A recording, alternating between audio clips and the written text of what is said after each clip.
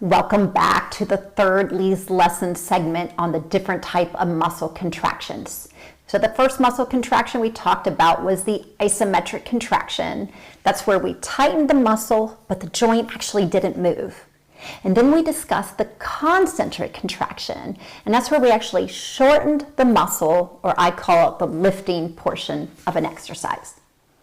Today we're going to talk about the last contraction, which is the eccentric contraction.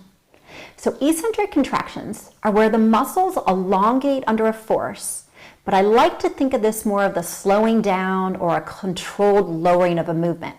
And when we put that together with that short arc quad, we know when we straighten the leg now, that's our concentric activity. When we hold it for 5 seconds, it's the isometric activity.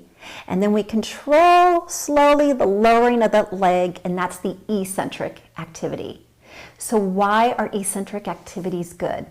Well, first of all, and very important, they lower your risk of injuries. Eccentric activities are less likely to overtax our joints and cause muscle and tendon injuries. One way it does that is it helps build connective tissue. And connective tissue is what gives strength to our tendons and muscles. Therefore, we decrease that injury to a joint. When we do eccentric exercises, we're going to build strength and we're going to do it faster than the other type of activities. And we do that through these little tears. We call them micro tears into the muscle. The last part I really love about eccentric exercises is that it helps to utilize less oxygen.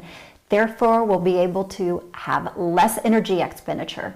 And what does that mean for us? It means energy conservation. Let's utilize our energy on other things that we want to do throughout the day. All right, so what's the negative when we talk about eccentric activity? And it's basically the delayed onset of muscle soreness. And that usually comes about 24 to 72 hours after the exercise. So what we need to do is we need to have that rest break in between working that particular muscle. The good news is over time, if we repeat that training, we're actually able to decrease that delayed onset of soreness. Okay, have a good one. Bye.